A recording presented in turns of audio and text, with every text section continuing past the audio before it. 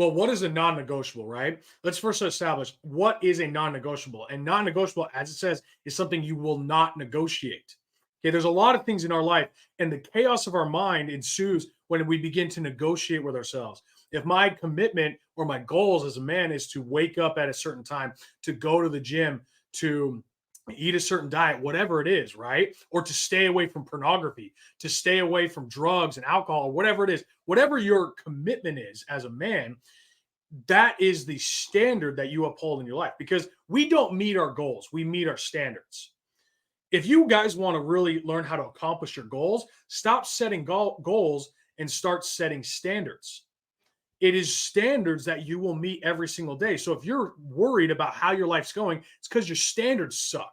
It's because you don't think you're better than things. In order to have standards, it means there are things that are beneath you. That's what people don't understand. This idea that you can't think you're better than so like, oh, what are you better? It's like, yes, I am better. I'm better than that. I'm better than you. And this is the hierarchy of kingdoms. In order to be a king, you must see yourself as better than other things. So if I look at my life and say, I'm better than that, let's talk about pornography. I'm better than that. Men don't want to talk about that. Oh, I got to be humble. No, I want you to be more prideful. I want you to take pride in who you are. I want you to take pride in the fact that you're a man. You were God given. You were created by eternal being. You yourself are eternal. You, as a man, should be better than that. I want you to be more full of pride. If more men were full of pride, they would not stoop to the level of pornography addiction. I can solve pornography, but the problem is, and that is why one thing, I will solve pornography by simply teaching men to be more prideful. Because if they're more prideful, if they believe in themselves enough, they'll realize that that's beneath them. This idea of what? Watching some bullshit online just to get a quick dopamine fix is so beneath me because I have a standard for life. This is who I am. I uphold this vision, and no one can tell me otherwise. Only God can teach me and guide me. And maybe that comes through the mouth of others, but I will always listen to that voice within my instincts, what I've been given by God Himself. So, if we want to, how does non-negotiables help you? Because it's your standard. People call it non-negotiables because it's simple. You don't negotiate it. There is no negotiation in your life. There's some pretty simple like non-negotiables that people can establish, right?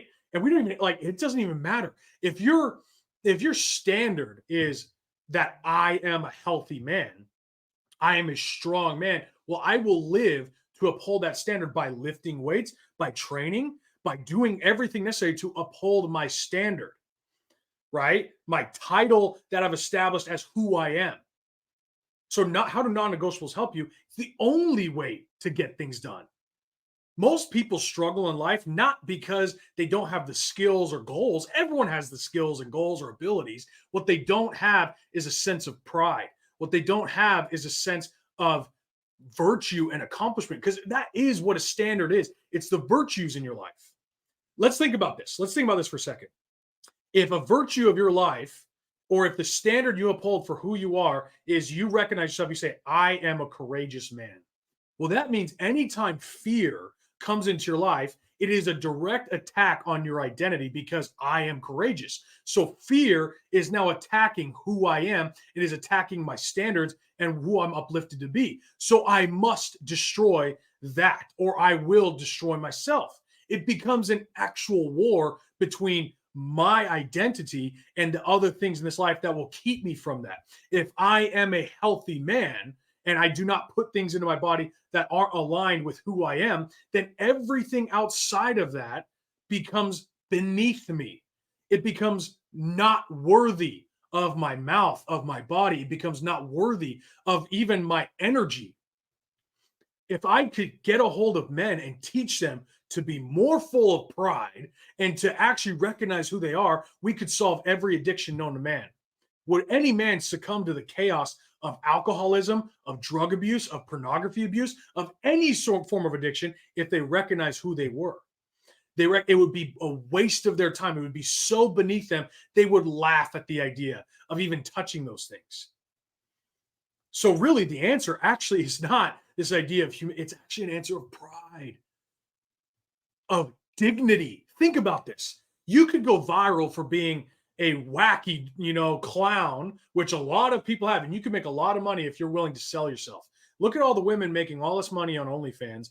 They have no dignity. They have no pride. They will sell themselves for money. How small and how low could you be? If only I could teach you who you really are. If only I could show you the dignity of your identity, of who you actually are, you would never think of selling yourself for pennies. Or as the scriptures teach, this cup of porridge for my entire, livelihood, or a cup of porridge, trading porridge for, my inheritance. That is what people are doing today, where they go viral, because they want to just have the attention. So they'll do the most disgusting and perverted things. And that is the perversion of the mind. That's the chaos of the mind. And it is non-negotiable standards that create discipline, order, in order to separate yourself from the chaos, in order to separate yourself from the darkness and step into light. There must be laws and there must be barriers. There must be a separation.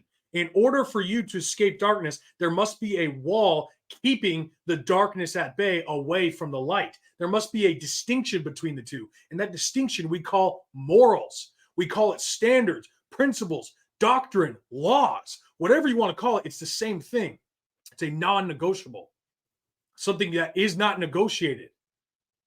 The most important non-negotiable is that Jesus is the Christ. He is the God of this world. There's no negotiating that. Now, we can talk about it, but there's no negotiation in my mind. No negotiation whatsoever with anyone. There's no discussion of it.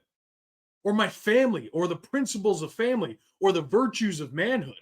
These are the things that propel you into manhood, into strength, honor, dignity. This is what actually keeps us from the darkness. Anyone who's ever been in a life of addiction in any form can tell you it is pure darkness. It is pure hell, pure chaos. Darkness, hell, and chaos are the same thing. It is something that is without order. God is a God of order. And in order to be godly, you must be a man of order. In order to uphold the teachings or the life of light and truth, you must live in truth. And in order to have truth, you must have a separation from the light and the darkness. In the beginning, God separated light from darkness. What does that mean? It means he established law. It means he established right versus wrong. And unless we recognize what is the light and what is darkness, we'll never know the distinction between chaos and light.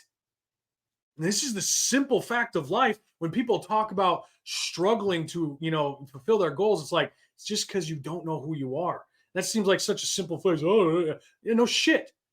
You don't know who you are. You have no idea the power you hold. If I could teach you how to be more prideful, you would accomplish your goals. You would never give in to a subpar standard of life. You would always uphold the highest form of dignity, pride, light, and success. Because this is ultimately what God commands us to be. This is what he demands of us.